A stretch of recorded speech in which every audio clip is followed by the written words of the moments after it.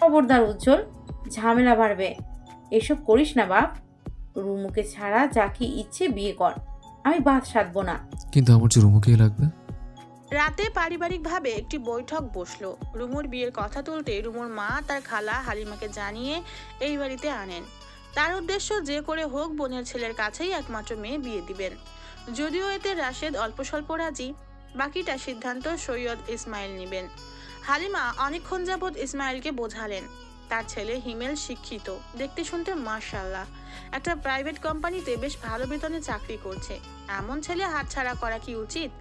তাছাড়া অপরিচিত কারো ঘরে মেয়ে না পাঠিয়ে আত্মীয় স্বজনের মধ্যে সম্পর্ক করলে ভালো হয়। এত এত প্রশংসার বাক্যে পাশ থেকে মশলা ঢেলেছেন রাবেয়া, অথচ সৈয়দ ইসমাইল মুখটা পানসে করে তাকিয়ে আছেন টিভি স্ক্রিনে। রাশেদ বাবার এমন হেয়ালিটা পছন্দ করলো না। আব্বা কিছু তো বলেন। বলতে ইচ্ছে করছে না, তাই বলবো না। ইচ্ছে করছে না মানে? যত দ্রুত সম্ভব রুমুকে একটা কুলে দিন আব্বা, এ মেয়ে বকে গেছে। তোর বন্ধুর যে কাজিনরা প্রস্তাব দিয়েছিল তাদের কি খবর? ওদের আগামী সপ্তাহে তারা আসবে। ছেলেটা নাকি এবার বিয়ে করেই যাবে। শুনলাম বিয়ের পর বউকে নেওয়ার সকল প্রসেস শুরু করে দিবে। ওদের সাথে যোগাযোগ কর, আমি আগেই বলি। রাবেয়ার মুখটা পাংশুটে হয়ে গেল।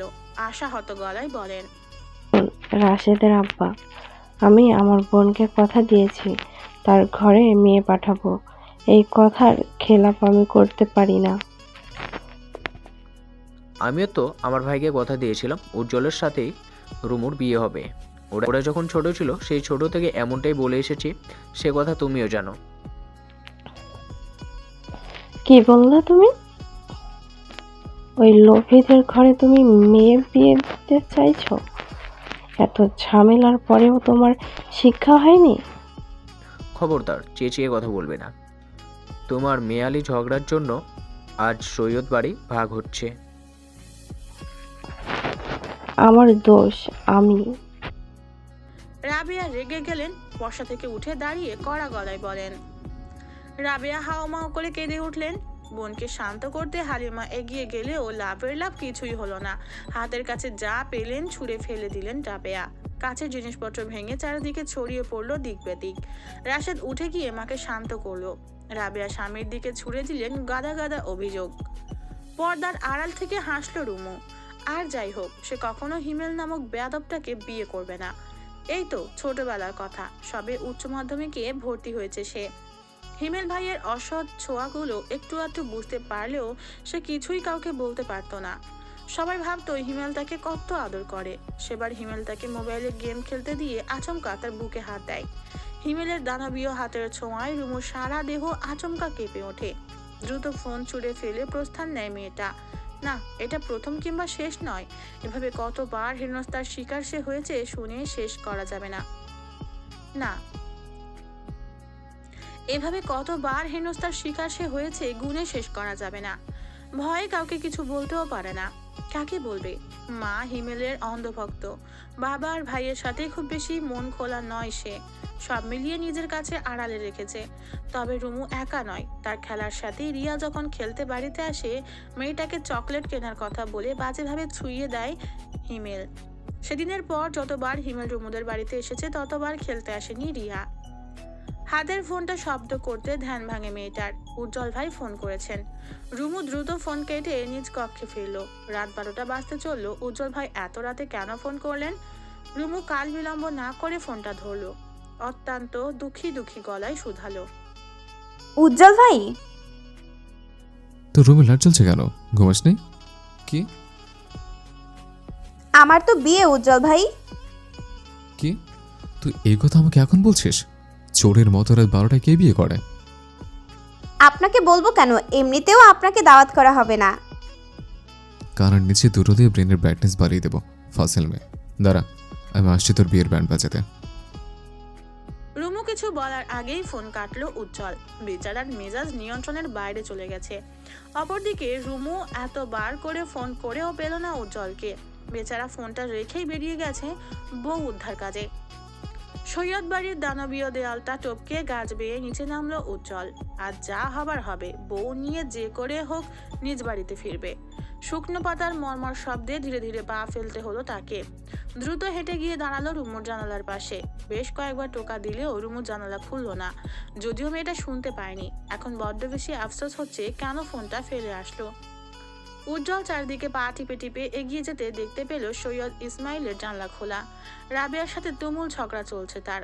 এটা যে বিয়ে বাড়ির বিন্দুমাত্র বোঝা যাচ্ছে না। তাদের ঝগড়াটা ঠিক কি নিয়ে বোঝার চেষ্টা চালালো উজ্জ্বল। দরজায় দাঁড়িয়ে আছে রুমুর খালা হালিমা। খোলা জানালার মানব অস্তিত্ব টের পেয়ে আচমকা চিৎকার চেঁচামেচি শুরু করলেন। আল্লাহ গো, ওরে রাবেয়া, চোর চোর, তোর বাড়িতে ডাকাত পড়েছে রে। ওরে কে কোথায় আছিস? চোর, ডাকাত, চোর। হালিমার এক চিৎকারে সতর্ক হয়ে যায় বাড়ির সকলে। এমন পরিস্থিতির জন্য মোটেও প্রস্তুত ছিল না উজ্জ্বল। বেচারা বুদ্ধি খাটিয়ে দ্রুত দরজার সামনে গিয়ে বাইরে থেকে দরজা বন্ধ করে দেয়। তার উদ্দেশ্যে কেউ যেন ঘর থেকে বের হতে না পারে। এই বাড়িতে রাশেদ যদি একবার তাকে দেখে ফেলে তবে কুরুক্ষেত্র হবে। একসাথে সকলে চিৎকার করা শুরু করলো। মুহূর্তে বাড়ির পরিবেশ গরম হয়ে যায়। রাশেদ দা নিয়ে ছুটে আসে, কিন্তু বের হতে গিয়ে বুঝতে পারলো দরজা বাইরে থেকে আটকানো। উজ্জ্বল দ্রুত গাছে উঠে গেল, দেয়াল টপকে নিচে নামার চেষ্টা চালালো। এখনো সবার চিৎকার শোনা যাচ্ছে। উজ্জ্বল মুখ বাঁকিয়ে আপনা আপনি বলে, আমি চোর, বউ চোর। সৈয়দ ইসমাইল আপনার বাড়ির মূল্যবান জিনিসটা কিন্তু এই উজ্জ্বল চুরি করবে, কথা দিলাম। ঘুমন্ত এলাকাবাসী মুহূর্তে জেগে গেল। সবাই টর্চ হাতে নিয়ে বেরিয়ে পড়লো চোর খুঁজতে। সেই সাথে উজ্জ্বল নিজেও বের হয়েছে। শার্টের হাতা কুনুইতে গুটিয়ে সবার সামনে গলা তুলে বলে, এই এলাকায় চোর, আমার এলাকায় চোর, তাও কিনা সৈয়দ বাড়িতে। শালা বেটা, তোকে পেলে মারতে মারতে সৈয়দ বাড়ির মেয়ের সাথে বিয়ে দিয়ে দিতাম। উজ্জ্বলের কথাটা সবাই না বুঝলেও ব্রু কুচকে তাকিয়ে রইল উজ্জ্বলের বাবা সৈয়দ শামসুল। মনের সন্দেহ থেকে তিনি ভাবেন, তবে কি সেই চোরটা উজ্জ্বল? সৈয়দ বাড়ির অবিবাহিত মেয়ে রুমু, আর রুমুকে বিয়ে করতে উঠে পড়ে লেগেছে উজ্জ্বল। চোরের হদিস না পেয়ে সবাই যে যার মতো বাড়ি ফিরল। রুমু জানে এই চোরটা কে, উজ্জ্বল ভাই ছাড়া আর কেউ হতেই পারে না। উজ্জ্বল তখন বিছানায় উপুর হয়ে শুয়ে। দৌড়ঝাঁপে বেশ হয়রান হয়েছে সে। তাড়াতাড়ি গাছ বেয়ে উঠতে গিয়ে বাম পাটা ছিলে গেছে। অসময়ে রুমুর ফোন পেয়ে ধরল সে। উজ্জ্বল ভাই, চোরটা কি আপনি ছিলেন? না, কোরিয়ার প্রেসিডেন্ট ছিল। মজা করছেন কেন? তুই মজা করলি কেন? তোর না বিয়ে? আমি বলেছি বিয়ে, তবে কবে তা তো বলিনি। আপনি কেন এলেন এত দৌড়ঝাঁপ করে? এই শোন, তোর মাথায় বুদ্ধি কম, সব খবর। একবার বিয়েটা করতে দে, তোর কপালে আমার এক একটা চুমু তোর ব্রেনে বুলেটের মতো বাঁধবে। দেখবি আমার চুমুর পাওয়ারে কেমন বুদ্ধির রানী হয়ে যাস। এলাকায় উজ্জ্বলের অন্ধভক্তের অভাব নেই। ছোট ছোট ছেলেরা উজ্জ্বলের ভীষণ ভক্ত। মুরব্বীরা তাকে পছন্দ করলেও মারপিটের স্বভাবটা ঠিক কারো পছন্দ নয়। অথচ উজ্জ্বলের এক সিটের ইশারায় এক দল এসে উপস্থিত হবে। সবাই মার খেতে নয়, বরং মারতে ভালোবাসে। মারামারি যেখানে, উজ্জ্বলের দল সেখানে। এসব নিয়ে যে থানা পুলিশের গণ্ডি টপকাতে হয়নি তা কিন্তু নয়। সৈয়দ শামসুল এলাকার সম্মানীয় ব্যক্তি, কিন্তু তার ছেলের অসংলগ্ন কার্যক্রম তার সম্মানে বহুবার আঘাত এনেছে।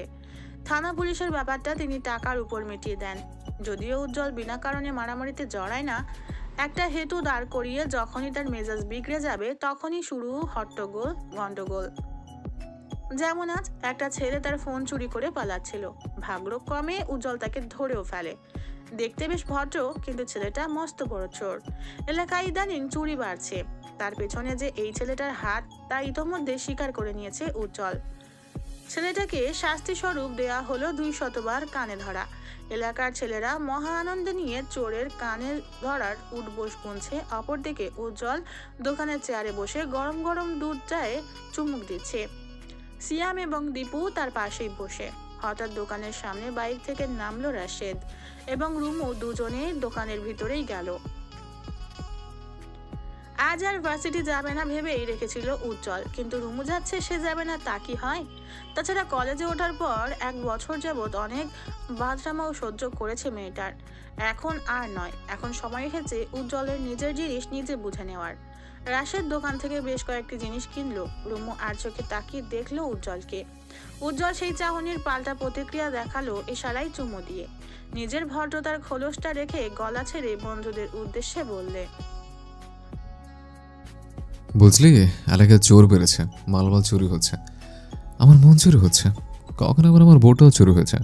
বউ চুরি হলেই এলাকায় তাণ্ডব চলবে, আগেই বলে দিলাম। তরুণ ছেলে দোকানি উজ্জ্বলের কথা শুনে মুচকি হাসে।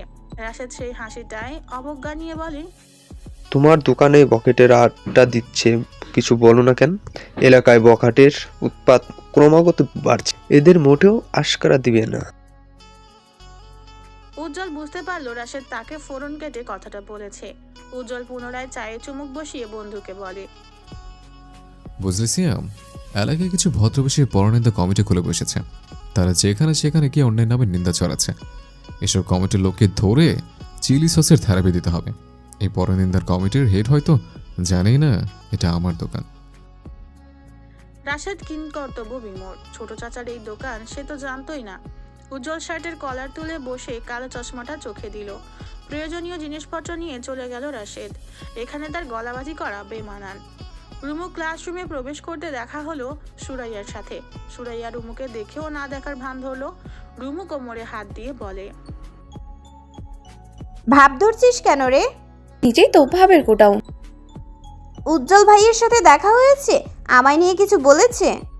তোর উজ্জ্বল ভাইকে দেখলেও আমি 10 হাত দূরে থাকি। রুমু প্রত্যুত্তর করার আগে ক্লাসে আসে রুমুর বন্ধু। ছেলেটা রুমুকে দেখেই বলে, খালা ভালো আছেন? খালা? উজ্জ্বল ভাইয়ের করা আদেশ, তোকে খালা ডাকতে হবে। কোথায় তোদের উজ্জ্বল ভাই? খালা ডাক, আমি বের করছি। রুমু রেগে মেগে ক্লাস থেকে বেরিয়ে গেল। মাঠের শেষ প্রান্তে দেখা গেল উজ্জ্বলকে। ছেলেটা বাইকে বসে বন্ধুদের সাথে আড্ডা দিচ্ছে। রুমু গিয়েই উজ্জ্বলের পিঠে থাবা দিল। সহসা ব্যথায় চমকে গেল উজ্জ্বল। রুমুকে দেখে নাটকীয় ভঙ্গিমায় বলে, আসতে বউ লাগছে তো। কে বউ? এই খালাকে? আমার বন্ধুরা আমাকে খালা ডাকছে কেন? একবার বিয়েটা করে তারপর ভাবি রাখবে।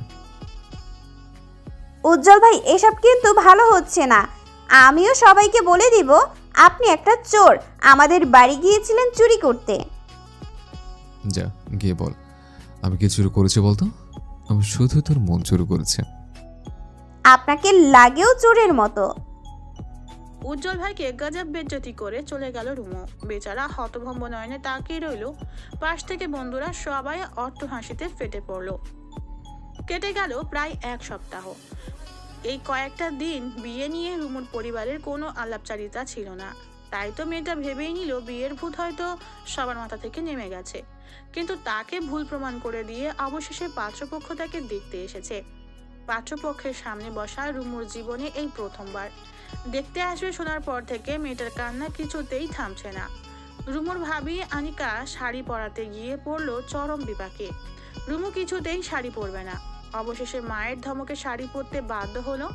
একটি নীল জামদানি শাড়ি গায়ে জড়িয়ে বসে আছে রুমু। মেয়েটার কান্নারত ফোলা মুখখানি দেখে আনিকা মিষ্টি হাসে। এই জানিস, কাতলে মেয়েদের সৌন্দর্য দ্বিগুণ বাড়ে। তোকে কি যে সুন্দর লাগছে। ভাইয়ের বাড়াবাড়িতে এসব হলো। ভাবি, তুমি অন্তত আমার পক্ষ নিতে। আজ পর্যন্ত আমাকে দেখছস এই বাড়িতে গলা তুলে কথা বলতে? বড়রা যা বলেছে তাতেই সামিল হয়েছি। কথার মাঝে রাশেদ কক্ষে এলো। আনিকাকে তাড়া দিল পাত্রপক্ষের সামনে রুমুকে নিয়ে যেতে। মেয়েটা ছোট ছোট পা ফেলে ভীত চাহনিতে এগিয়ে গেল বসার ঘরে। পাত্র মূলত রাশেদের বন্ধুর কাজিন। ছেলের বাবা ভীষণ ধার্মিক।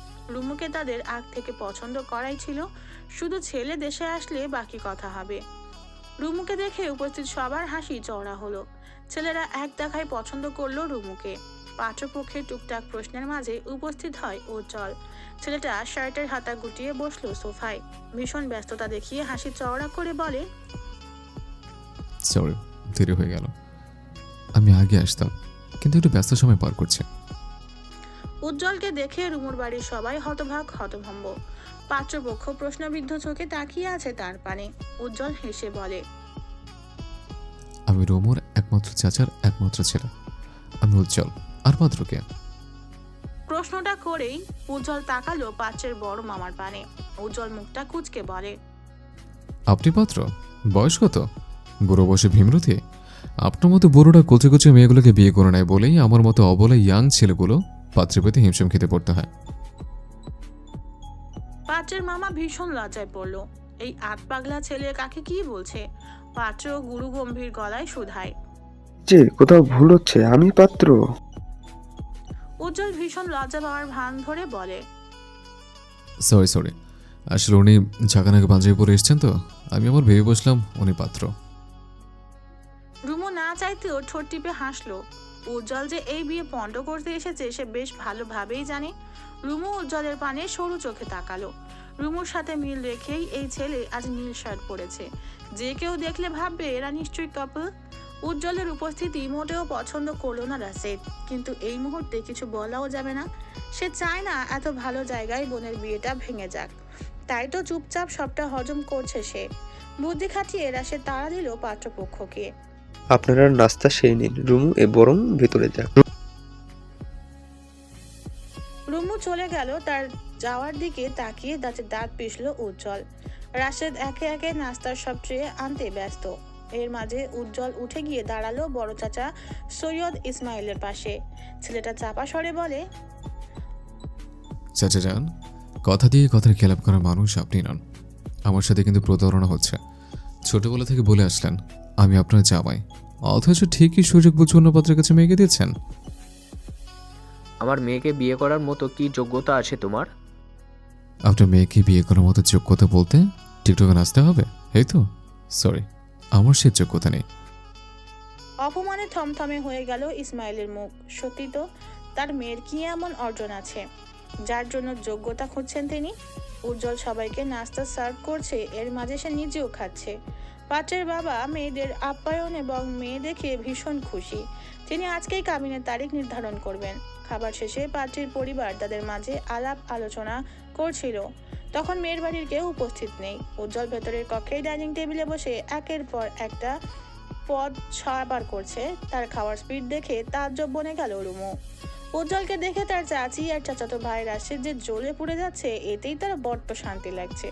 খাওয়ার শেষে উজ্জ্বল ওয়াশরুমে গেল। তখনই ওয়াশরুম থেকে বের হতে দেখা গেল পাত্রের বাবাকে। আঙ্কেল, মেয়ে আপনার পছন্দ হয়েছে? মাশাআল্লাহ, মেয়ে তো আমার আগে থেকেই পছন্দ করা ছিল। জি, মেয়েটা পছন্দ করার মতো। তবে মেয়েটা যে টিকটকে নাচানাচি করে জানেন আপনি? পাত্রের বাবা যেহেতু ধার্মিক, এমন কথা শুনে তাজ্জব বনে গেলেন।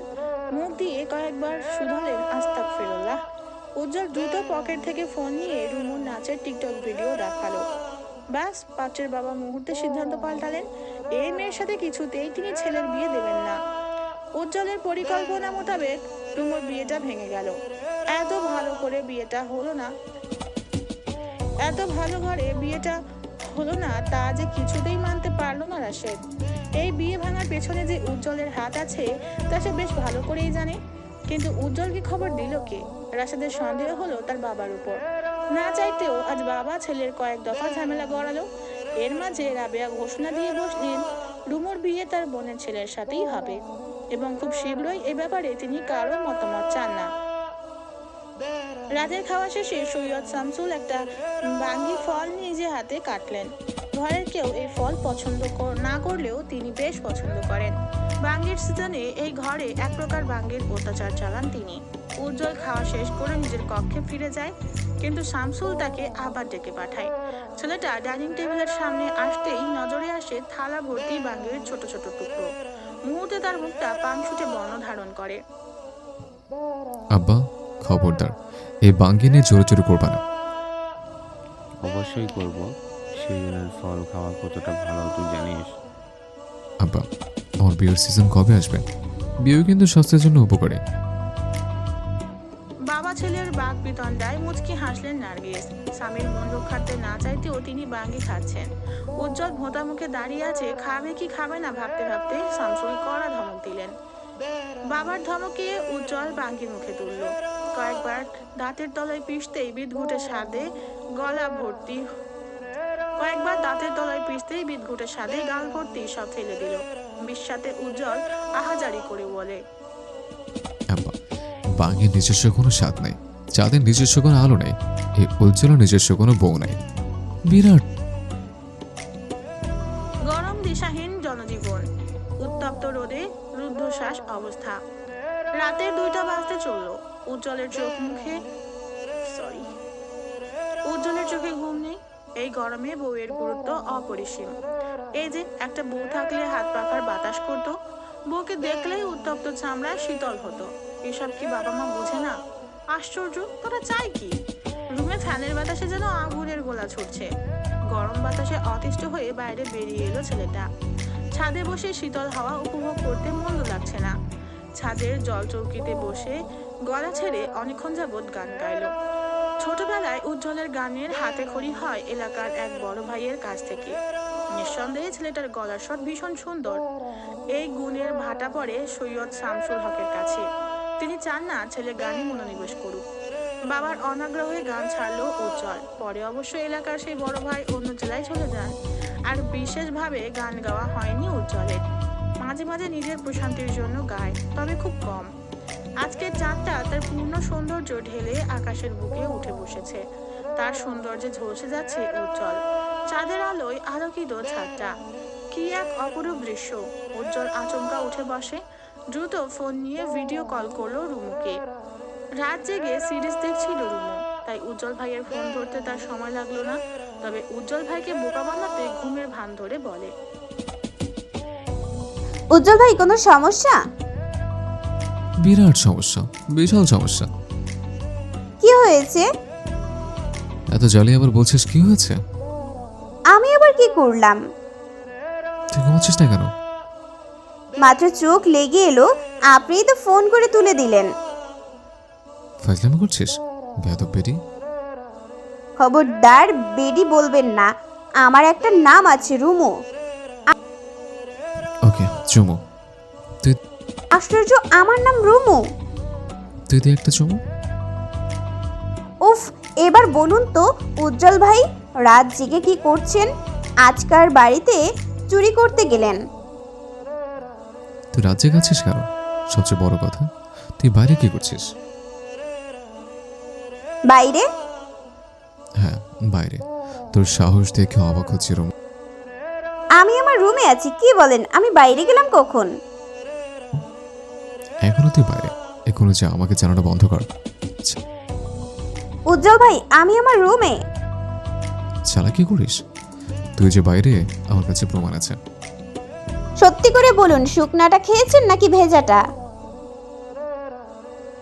উজ্জ্বলের ভ্রু কুঁচকে গেল, সন্দিহান স্বরে বলে, ভেজা শুকনো মানে? একদম বুঝতে পারছেন না? একদমই না। উজ্জ্বল ভাই, গাঁজা আপনাকে খেয়েছে নাকি আপনি গাঁজাকে খেয়েছেন? তুই কথা বলেছিস কেন ফাসিল ভাই? তুই বাইরে কি করিস? রুমু বিরক্ত মুখ কুঁচকে ফেলল। উজ্জ্বল ভাই এবার বাড়াবাড়ি করছেন। আজকাল কি তিনি নেশা পানি খান? রুমু নিজেকে যথেষ্ট শান্ত রেখে বলে, উজ্জ্বল ভাই, আমি নিজের রুমে আছি, আপনি কি দেখতে পাচ্ছেন না? আমি অন্ধকারে, রুমের লাইট অফ। কিন্তু এই যে তুই অন্ধকার আকাশে এক টুকরো আলো হয়ে জ্বলছিস। উজ্জ্বল ভাইয়ের গলার স্বরটা দমে গেল, নিয়ে গেল মুহূর্তে। আবহাওয়াটা কেমন যেন প্রেম প্রেম ঠেকলো রুমুর কাছে। ফোনটা ওড়নায় চেপে দ্রুত জানালা খুলল সে। অন্ধকার আকাশে মস্ত বড় চাঁদটা দেখে নিঃশব্দে হাসলো। রুমু ওঠ, জানলা খুলে চারটা দেখ। পাগলের প্রলাপ বকবেন না উজ্জ্বল ভাই, এই রাতে জানালা খুলে চাঁদ দেখবো? আমি পাগল নাকি? আপনার মতো চোরেরা যদি আমার জানালার শিক কেটে চলে আসে? তুই আমার কথা রাখবি না? একদম না। উজ্জ্বল চুপসে গেল। বেচারা উজ্জ্বল ভাই জানলই না রুমু জানালা খুলে চাঁদটাকে দেখছে। দুজন দুদিকে, অথচ একটা চাঁদকে অবলোকন করছে মুগ্ধতা নিয়ে। নীরবতায় ছিন্ন করে উজ্জ্বল ভাই বলেন, রুমু গান ছেড়ে দিয়েছে, কাউকে তো শোনাই না। তুই আমার গান শুনবি? তোকে গান শোনাতে ইচ্ছে করছে। নিঃসংকোচ আবদার। রুমু এই আবদার ফেলবে কি করে? তাছাড়া উজ্জ্বল ভাইয়ের গান শোনা হয়নি অনেকটা মাস কেটেছে। উজ্জ্বল ভাই শুরু করুন, আমার ঘুম পাচ্ছে। আচ্ছা, গানটা শুনে ঘুমিয়ে যা। বিয়ের পর তোর ঘুম হারাম করতে আছি আমি। কেন, কি করবেন? রাত জেগে আমাকে সঙ্গে নিয়ে চুরি করতে যাবেন? যাব অন্য কোথাও। এখন এসে বলতে ইচ্ছা করছে না, রাতে এসে বলা ঠিক নয়। আমি আবার তার ছেড়ে কন্ট্রোললেস। কন্ট্রোল হারিয়ে বলাতে যায় না, পরে এক্ষুনি বিয়ে করে ফেলবো। রুমু ঠোঁট চেপে হাসে। উজ্জ্বল কিয়ৎক্ষণ চুপ থেকে গান ধরে।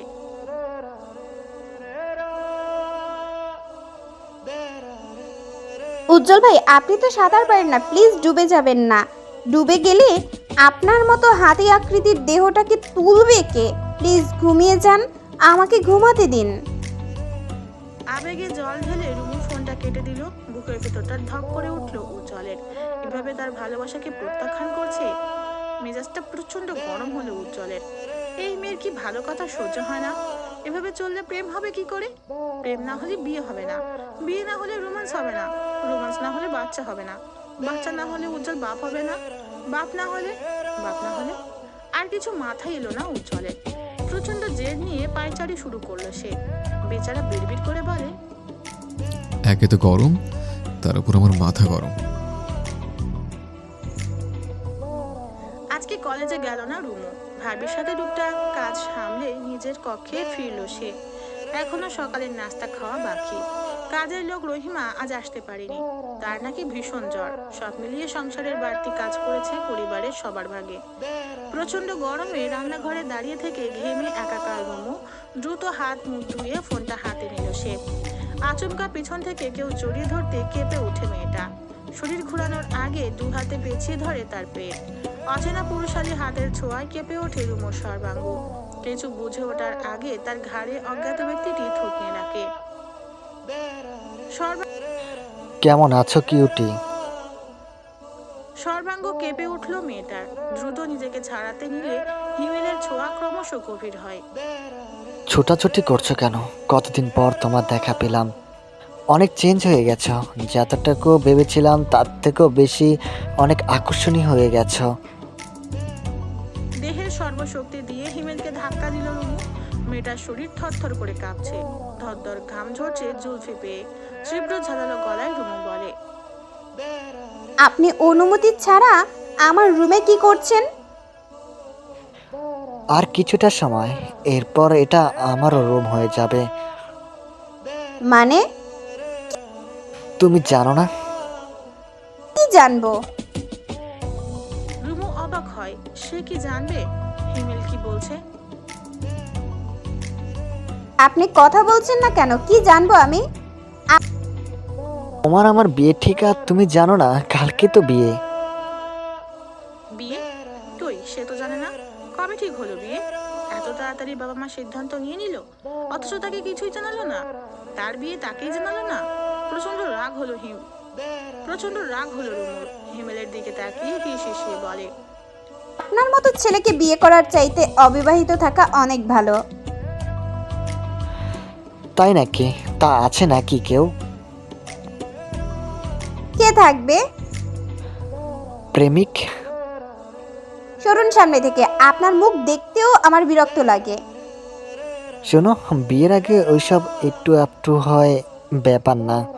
রুম ডেট পর্যন্ত না ঘোরালেই চলবে।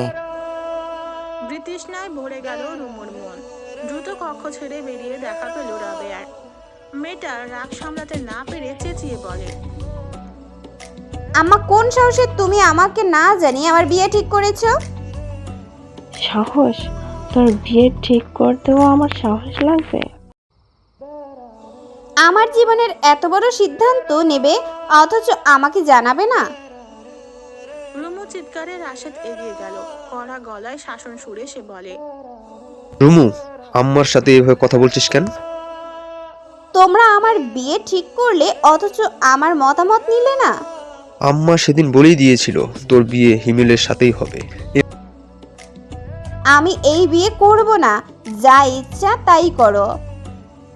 এমন মারবো গলা তুলে কথা বলার সাহস পাবেন। হিমেলের মতো একটা ছেলেকে রিজেক্ট করার সাহস তোর হয় কি করে? তোর কোনো যোগ্যতা আছে? বেয়াদবি করার জন্য আগের বিয়ের সম্বন্ধ ভেস্তে গেল এখন আসছে। হিমেল রাশেদকে থামিয়ে বলে, ভাইয়া রুমু বাচ্চা মেয়ে, না বুঝে সিনক্রেট করছে। বিয়েটা হয়ে গেলে সব মেনে নেবে। আপনারা ওকে বকাবকি করবেন না। রুমু বুঝতে পারলো এই বাড়িতে কেউ তার কথা শুনবে না। সাহস করে চলে গেল তার বাবার কাছে। সৈয়দ ইসমাইল তখন কপালে হাত ঠেকিয়ে শুয়ে আছেন। রুমের বাইরে যে মেয়ে চিৎকার চেঁচামেচি করছিল সবটাই শুনেছেন তিনি। রুমু চটজলদি বাবার মুখোমুখি দাঁড়ালো। বাবাকে ভীষণ ভয় পায় সে। বাবার সাথে সম্পর্কটা খুব বেশি সহজ নয়। মেয়েটা সাহস নিয়ে বলে, আমি এই বিয়ে করব না আব্বা। জানি, তুমি কিছু বলছো না কেন? বলার মতো মুখ নেই। তোর মা সেদিন গলায় দড়ি দিয়েছিল জানিস? তুই তো কলেজে ছিলি। তোর বিয়েতে রাজি হয়নি বলেই এমনটা করেছে। তোর ভাই রাজি, মা রাজি, আমি আর কি বলবো? কিছু বলার নেই, আমার কথায় কারো গুরুত্ব নেই। সৈয়দ ইসমাইল কিয়ৎক্ষণ থমকালেন, বড় শ্বাস ছেড়ে বলেন, হিমেল শিক্ষিত ভদ্র ছেলে, ভালো জব করছে, তুই তাকে কেন বিয়ে করবি না? গলা ধরে এলো রুমুর। সে বাবাকে কি করে বলবে হিমেল ভালো ছেলে নয়? সৈয়দ ইসমাইল মেয়ের নীরবতা দেখে বলেন, তুই কি কাউকে পছন্দ করিস? না আব্বা, বিষয়টা তা নয়। ছোটবেলা থেকে দেখছি হিমেল ভাইয়ের বাপের কাছে কেন গেলি? আমার নামে বিচার নিয়ে তোর বাপের সাধ্য নেই এই বিয়ে ভাঙার। রুমু কথা শেষ করার আগে রাবেয়ার ঝাঁঝালো ধমকে কেঁপে উঠল সে। এখনই সুযোগ ছিল বাবাকে সত্যটা জানানোর, কিন্তু রাবেয়ার ধমকে চুপসে গেল মেয়েটা। রুমু মিনমিনিয়ে বলে, আম্মা তুমি কিন্তু বাড়াবাড়ি করছো। আমি এই বিয়ে করব না। তুইও বাড়াবাড়ি করছিস। এই বিয়ে তোকে করতে হবে। আমার বোনের ছেলের মতো ছেলে হয় না, লাখে একটা। তুই সেই ছেলেকে বিয়ে করবি না? নিশ্চয়ই বাইরে তোর চক্কর চলছে। রুমু রাগ দেখালো না, কাউকে কিছু না বলে চলে গেল নিজের কক্ষে। ওয়ার্ড্রপ থেকে সব জামা কাপড় নিয়ে একটা ব্যাগে ঢুকাতে শুরু করে। ভাবি আনিকা চুপচাপ সব দেখছিল। রুমু এমন কেন করছে? হিমেল ভীষণ ভালো ছেলে, অথচ এই মেয়েটা কিনা বোকার মতো কাজ করছে। মেয়েকে ব্যাগ গোছাতে দেখে পুনরায় ঝগড়া বিপাদে লেগে যায় রাবেয়া। রুমুর এতটা জেদ দেখিয়ে মারতে শুরু করেন তিনি। চোখের পলকে সবটা কেমন এলোমেলো হয়ে যায়। গায়ে হলুদ শাড়ি জড়িয়ে বসে আছে রুমু। মেয়েটা সারা শরীরে মারের দাগ, গালটা কেমন ফুলে আছে। সৈয়দ ইসমাইল ঘরোয়া এই বিয়ের আয়োজনে ঘুরেও তাকালেন না। তিনি নিজেকে রুমে বন্দি করলেন। আশেপাশের কেউ জানলো না আজ রুমুর হলুদ সন্ধ্যা। মূলত রাশেদ চায় না কেউ জানুক। আগের বার যে উজ্জ্বল বিয়েটা পণ্ড করেছে সে বেশ ভালো করেই জানে এবারও নিশ্চয়ই বিয়েটা ভাঙতে উঠে পড়ে লাগবে। আগামীকাল রুমুর কাবিন। রুমুর খালা হালিমার পরিবারের কেউ আজ বাড়ি ফিরল না। সবাই রুমুদের বাড়িতেই রইল। ঘরোয়া আয়োজনে রুমুর গায়ে হলুদের ব্যবস্থা হলো। রক্তের জমাট বাঁধা মুখে হলদের ছোঁয়া বেমানান। কাঁদতে কাঁদতে রুমুর চোখ মুখ ফুলে বিভৎস অবস্থা। ভবিতব্যে যা আছে তাই হবে, না চাইতেও মানতে প্রস্তুত হলো রুমু। সারাটা দিন রুমুর ফোন অফ ছিল। অপরদিকে রহিমা আজ কাজে না যাওয়ায় রুমুর খোঁজ দিতে পারল না উজ্জ্বল। রুমুর বাড়িতে এই মুহূর্তে যাওয়াও সম্ভব নয়। উজ্জ্বলের সারাটা দিন কাটলো হতাশায়। গভীর রাতেও ছেলেটার চোখে ঘুম ধরা দিল না। বিছানার এপাশ ওপাশ ছটপট করতে করতে অশান্ত হয় মন। আপন মনে সে বলে, বুকটা খা খা করছে কেন? সময়ের কাজ সময়ে করতে হয়, সময়ের কথা সময়ে বলতে হয়। সময়টা পেরিয়ে গেলে অসময়ে সবটাই ফিকে। এই যে রুমুর সাথেও একই কাণ্ড ঘটছে। হিমেলের কথা অতীতে কাউকে না জানালেও মেয়েটা আজ জানাতে বাধ্য হয়েছে। রুমুর কথা রাশেদ মন দিয়ে সবটা শুনল, কিন্তু হঠাৎ ফিক করে হেসে ফেলল সে। রাশেদ ভেবেই নিল বিয়ে ভাঙার উদ্দেশ্যে রুমু এসব বলছে। কেউ শুনল না তার কথা, কেউ গুরুত্ব দিল না। হিমেল সবার চোখের মণি। হলুদের আয়োজন শেষে সবাই যে যার কাজ শেষে ঘুমিয়ে পড়ল। গায়ের হলুদ শাড়ি জড়িয়ে হাত পা গুটিয়ে মেঝেতে বসে আছে রুমু। সারা শরীরে যন্ত্রণা করছে। অবশ্য এই যন্ত্রণার কাছে মনের যন্ত্রণা কিছুই না। মনে মনে উজ্জ্বলকে কতবার যে চেয়েছে তার হিসাব নেই। এই ঘোর বিপদে একমাত্র উজ্জ্বল তাকে সশরীরে সাহায্য করতে পারে। যদি নিজের ফোনটা আজ থাকতো সবার আগে সে উজ্জ্বল ভাইকে ফোন করত, কিন্তু ফোনটা নিয়ে গেল রাশেদ। তার ফোন এখন রাশেদের জিম্মায়। খালা হালিমা আজ তার কক্ষে ঘুমিয়েছে। মেয়েটাকে কত বোঝালেন তিনি, কিন্তু রুমও তার জেদেই অনড়। এই বেয়াদবকে বিয়ে করার চাইলে উজ্জ্বল ভাইকে গলায় ঝোলানো ঢের ভালো। এই বেয়াদবকে বিয়ে করার চেয়ে উজ্জ্বল ভাইকে গলায় ঝুলানো ঢের ভালো। ছোট থেকে দেখে আসছে উজ্জ্বল ভাই রুমু রুমু করে কতটা পাগল। উজ্জ্বলের ভালোবাসা বুঝতে পেরেও রুমু কখনো সাড়া দেয়নি। কেন দেয়নি? মেয়েদের এই এক বদ অভ্যাস, যে ভালোবাসে তাকে পাত্তা না দিয়ে ঘোরাতে বেশ আনন্দ পায়। দেয়াল ঘড়িতে জানান দিচ্ছে এই রাত শেষ হতেই চলেছে। ভোর 4টার কাঁটা ছুঁয়েছে। হঠাৎ দরজা খুলতে রুমু ভয় পেয়ে গেল।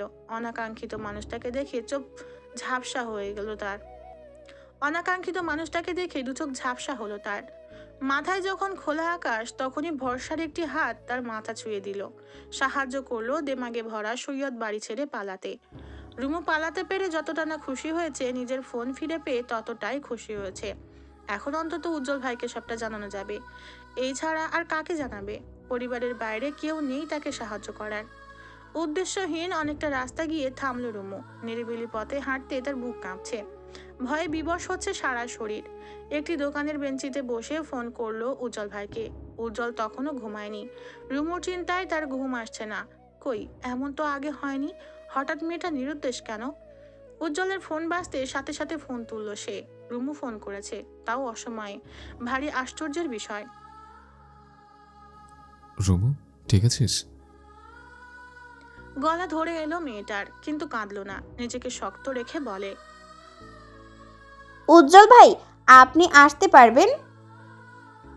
কোথায়? সুরাইয়াদের বাড়ির পাশে যে দোকানটা আছে, আমি সেখানে বসে। কি? তুই এত রাতে সেখানে কি করছিস? মাথা ঠিক আছে? তাই তো বললাম আসুন, প্লিজ কাউকে জানাবেন না। কি হয়েছে বলবি আমায়? বলবো বলেই তো ডাকছি। আপনার বাইকটা নিয়ে আসেন, সাথে টাকা পয়সা যা আছে নিয়ে আসেন। আমি কিন্তু খালি হাতে। রুমু, তুই সাবধানে থাক, আমি আসছি। উজ্জ্বল ভাই, আপনি যে বের হবেন, টু শব্দ যেন না হয়, কেউ যেন আওয়াজ না পায়। বাইক স্টার্ট দিয়ে বের হবেন না।